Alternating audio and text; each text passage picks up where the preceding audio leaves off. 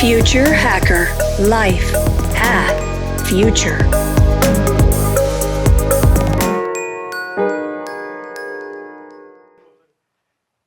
Eles já ficam me avisando que eu adoro ficar contando história, né? Eu mostro slide, mas conto história. Mas vamos que vamos.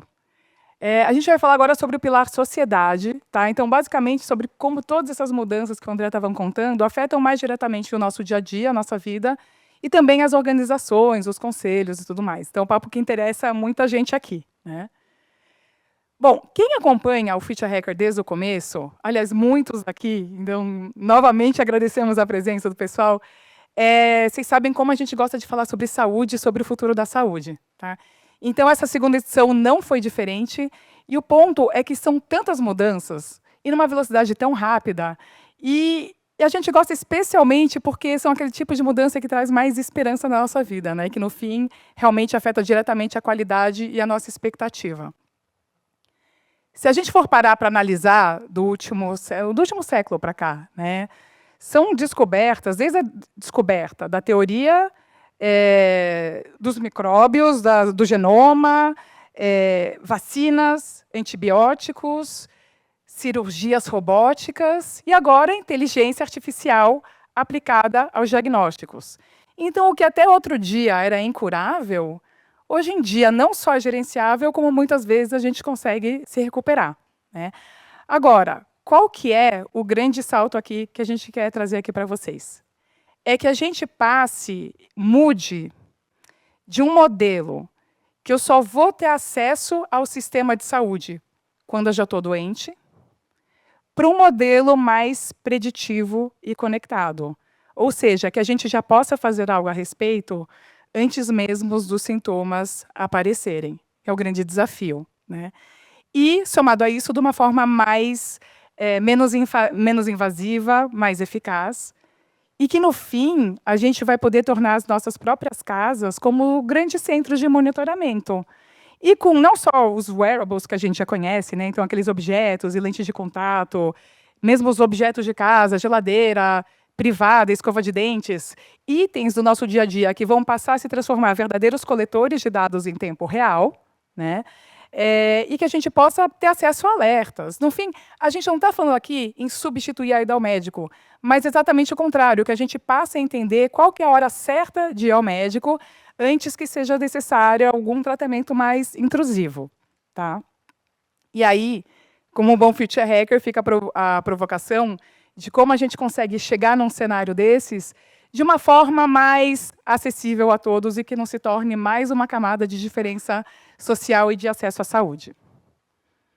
Agora, a gente acredita que tudo isso só é possível quando a gente trabalha o básico, que é o letramento, o acesso ao letramento à saúde, né? Então, eu conversei com a Kristin Sorensen. A Kristin, ela é fundadora do Global Health Literacy Academy, que nada mais é do que a organização que cuida globalmente do letramento em saúde. E o que ela fala é exatamente isso. Não adianta a gente ter todos esses avanços tecnológicos sem que a gente entenda como, de fato, aplicá-lo em nossas vidas de uma forma que vá trazer um impacto positivo. Quando a gente fala em letramento em saúde, assim, é realmente a gente saber fazer bem o básico, né? Entender uma prescrição, interpretar rótulos, e trazendo agora para o nosso dia a dia, entender e interpretar o GPT, seja qual for a inteligência artificial que vocês estão usando hoje em dia, que cá para nós é uma mão na roda, né? Mas, assim, fazer escolhas conscientes sobre os tratamentos e hábitos. Ou seja, a gente entender quando a gente deve relevar aquele WhatsApp de tratamentos milagrosos que provavelmente a sua tia manda toda semana, e quando realmente são informações que a gente deve considerar e compartilhar com as pessoas. E sempre com esse foco de um comportamento positivo e confiança social. Por que a gente traz esses dois itens aqui?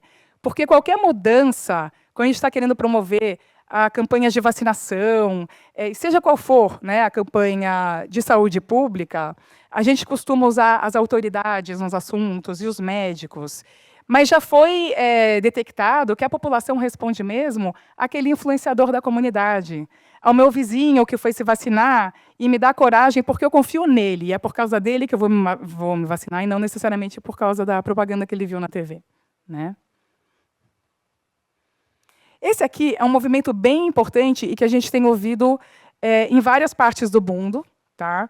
Sobre esse movimento do Value-Based Care, que nada mais é do que a gente mudar um sistema que hoje em dia premia a quantidade, o volume de cirurgias, de consultas médicas, né?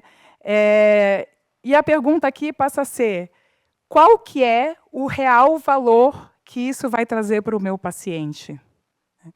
E isso aqui é uma mudança cultural, econômica, e não somente uma mudança clínica. Tá? Como a gente consegue isso? O foco na jornada no paciente, e parece tão natural falando assim, né? Mas o sistema não funciona assim. Né? A responsabilidade compartilhada, e aqui o que a gente quer dizer? Do médico, das enfermeiras, do sistema de saúde, dos planos, das famílias, o envolvimento de todos, né? A personalização do contato, do cuidado, confiança e empatia. A gente conversou com a Oshra Todara. A Oshra ela é diretora de parcerias globais do Arc Innovation Center, que é o centro de inovação do Sheba Medical Hospital, lá de Israel. É um dos hospitais mais inovadores que tem, e a missão deles é levar inovação para hospitais do mundo inteiro. Inclusive, eles são parceiros do Einstein aqui no Brasil, acho que é a única parceria na América Latina, se não estou enganada. E ela contou uma história bem pessoal dela, quando a gente estava falando do assunto home care. Porque assim, é uma grande tendência. Né? Já se sabe que, tendo acesso aos equipamentos portáteis, conectados, né, a todos esses monitores, o atendimento domiciliar, o custo de infra pesada ele é mais baixo. Ele é mais baixo para os hospitais, para os planos de saúde, e é melhor para o paciente. Né? O ponto é você ter um sistema que permita que isso aconteça. O caso dela em Israel, ela teve todo o apoio para tirarem a mãe dela do hospital, ela realmente estava muito mal, e a melhora foi impressionante a partir do momento que ela foi para casa. Mas, de novo, com o governo israelense dando esse tipo de suporte também. Mas é para essa direção que a gente está indo. Isso aqui é um caso que eu não podia deixar de trazer para vocês, porque ele não está na mídia, ele não foi divulgado. Tá? Semana passada, a primeira vez que foi levado isso foi numa reunião do MIT. O Ryan Robinson ele é um future hacker, e ele é tido pela MIT como o primeiro engenheiro quântico do mundo. Ele é super jovem, também é um dos professores mais jovens do mundo no assunto. Ele criou, na pandemia, uma solução... não sei, quem conhece aqui aquele exame genético do 23andMe, que você cospe no vidrinho? Pois é. Então, ele criou esse tubinho, você cospe, e pela saliva, em 10 minutos, eles têm acesso ao resultado. Na época, no começo da pandemia, você tinha o resultado da Covid, ou seja, você não precisa nem furar o dedo e nem cutucar o cérebro com um cotonete pelo nariz. Né? Aquela sensação, quem aqui não passou várias vezes por isso? Então, ele aplicou isso à inflamação, à detecção de inflamação. Então, você imagina pessoas com doenças inflamatórias. Então, pode ser desde diabetes, doenças cardíacas, Alzheimer, qualquer condição clínica que você tenha, que você precisa ter qualquer tipo de acompanhamento mais recorrente, em vez de você ter que furar seu dedo, ou fazer qualquer outro tipo de exame em laboratório, ou ter que ir até um hospital, você tem em casa, você cospe no vidrinho, em 10 minutos já tem o resultado. E isso aí usando essa tecnologia que ele chama de Quantum Dots. Tá? Então, esse é só um exemplo que já existe, logo, logo deve ser divulgado. Ele pediu, inclusive, para a gente trazer isso para cá, mas é essa direção que a gente está trazendo dos avanços do mercado. Tá? Bom, continuando.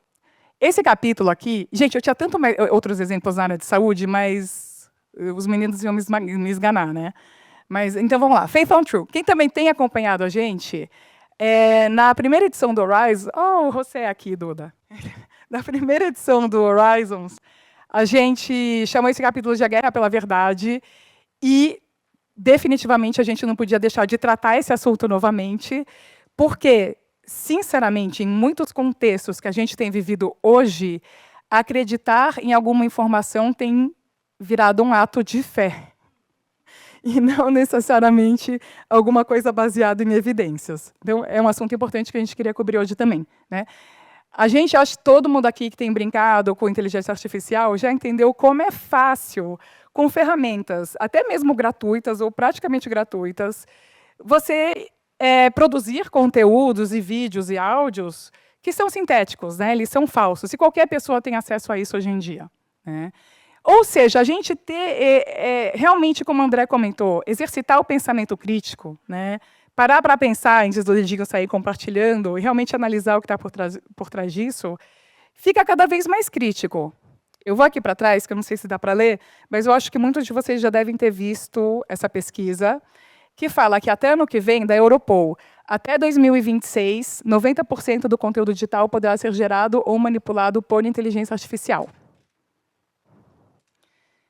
Mesmo que esse número não seja literalmente esse, porque já é ano que vem, isso mostra o tamanho do problema, né? Mas, olhando por outro lado, isso também abre oportunidades para muitas plataformas que combatem ou que ajudam a verificar a veracidade do conteúdo. Falamos com duas delas. Uma é da Mahenor Yusuf, que é uma indiana, e ela é fundadora do Fact Finder Pro. E aqui tem uma observação interessante. A gente usa só a palavra desinformação. Em inglês, você tem o misinformation e o disinformation, né? O misinformation é aquele que eu estou dando uma informação errada, mas porque eu não sei, né? Um ótimo exemplo de misinformation é a minha tia. Então, assim, eu acho que 98% dos WhatsApps que ela me mandam deve ser alguma coisa que não devo considerar. E, com certeza, alguém aqui deve estar pensando em algum familiar também. O disinformation já são informações que são intencionalmente feitas com o objetivo de enganar, de manipular. E é aí que essas plataformas estão tentando resolver esse problema. Tá? Por quê? Porque deixa eu passar para frente. A desinformação, ela não é um erro. Nesse caso, ela é uma estratégia. E ela é uma estratégia de manipulação de mercado, economia, saúde pública, muitas vezes também, né? E aí o ponto aqui é a gente aprender a ser mais questionador mesmo e ter o famoso media literacy. Eu fui para frente, mas eu queria falar da outra que é brasileira. A gente falou com o Humberto Ribeiro, que é o fundador da Sleeping Giants, e a plataforma dele é interessante porque eles vão atrás de quem está financiando os produtores de fake news. Ou seja, eles rastreiam esses sites que produzem conteúdos descaradamente de fake news e eles vão atrás das marcas que estão financiando, e mesmo sem saber, às vezes, por meio de mídia programática, né?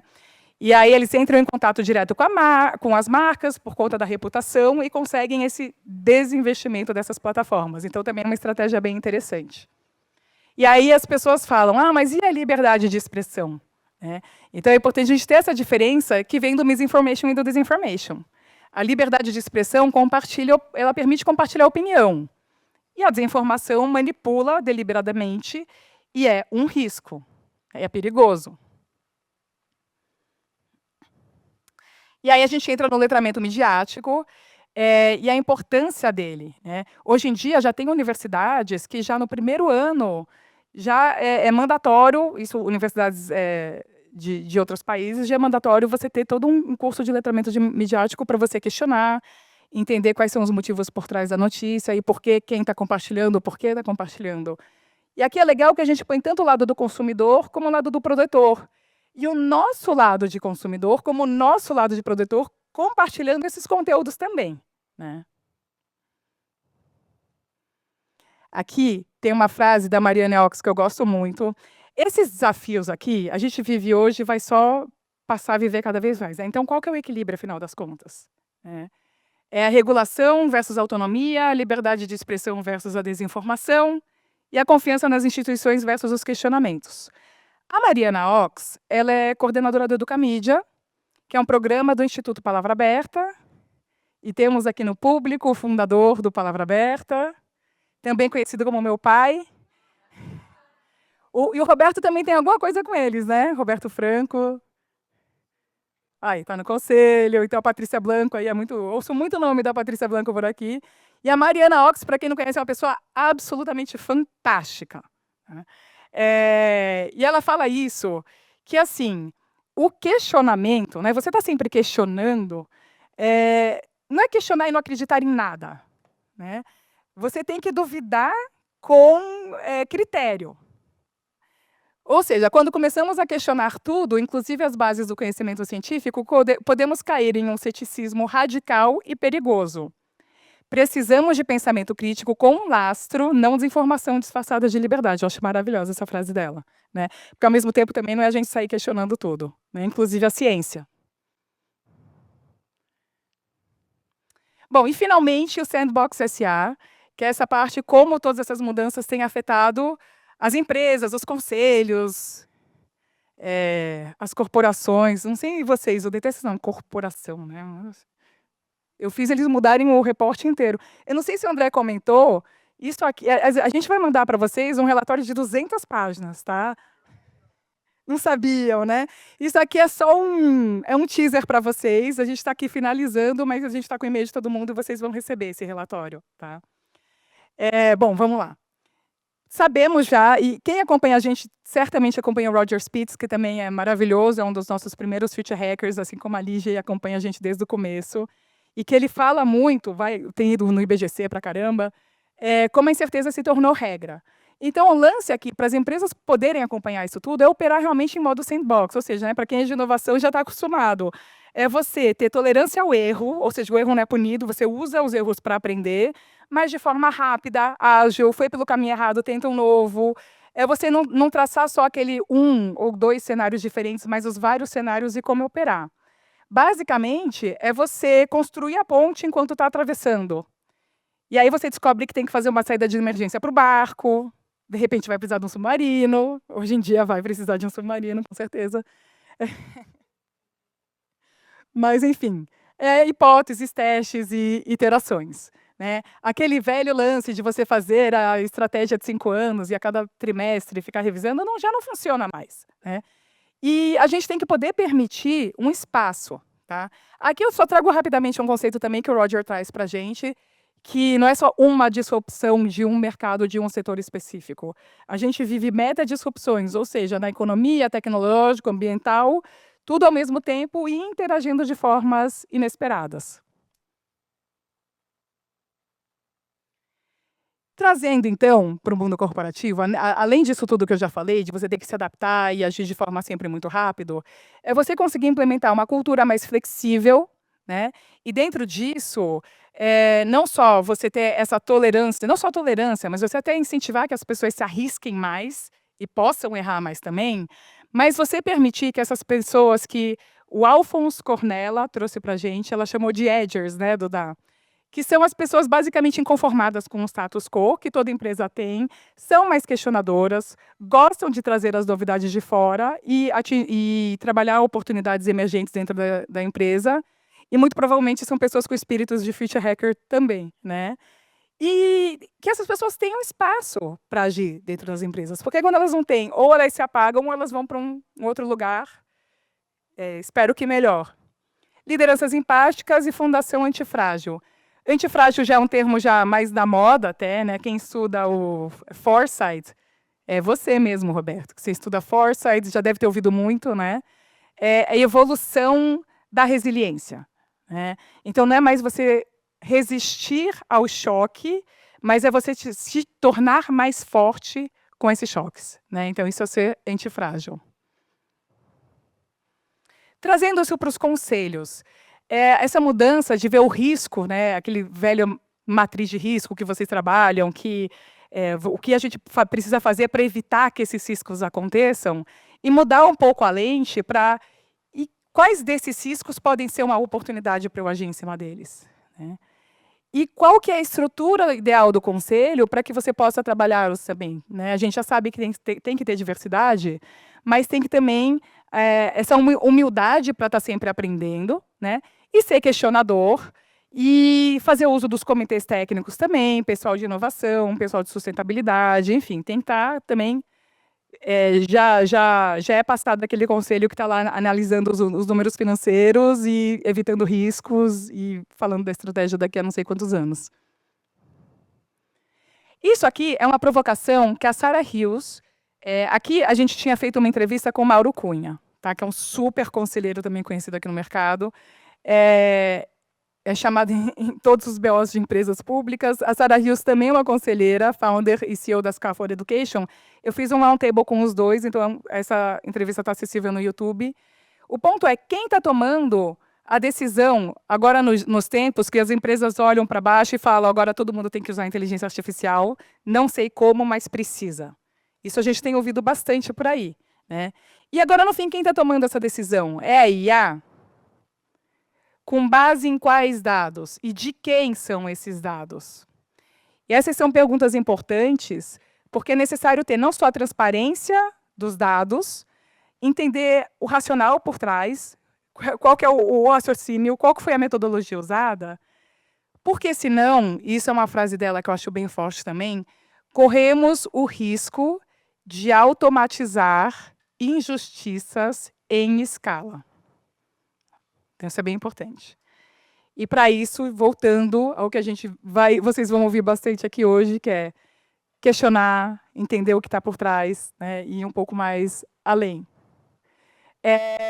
Falando também uma frase do Roger Spitz, ele fala que a verdade vai ser um dos nossos... 20 minutos, desculpa, pessoal. É o último. Eu avisei. A verdade é um dos nossos maiores ativos do século XXI, e que a informação deve ser tratada como infraestrutura fundamental, assim como água potável e energia. Por quê? Sem confiança nos dados, perde-se a governança, o mercado, a ciência e a economia.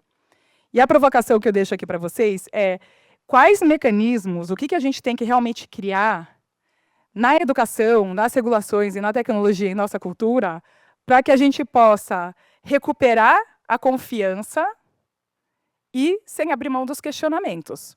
Isso aqui, com certeza, vocês já viram o Future of Jobs Report de 2025, que é do World Economic Forum, que fala que mais vagas serão criadas em relação às vagas que serão extintas. Mas o ponto aqui é que 60% dessas vagas é necessário requalificação, reskilling, upskilling, o que também abre uma baita oportunidade aqui de investimento em educação, né? Então, estamos aqui enfrentando uma grande jornada da reinvenção. O sucesso depende da capacidade de integrar tecnologia, propósito, equidade e sustentabilidade ao DNA organizacional. Obrigada, pessoal. Agora eu dou a palavra para o Duda. Future Hacker. Life. Path. Future.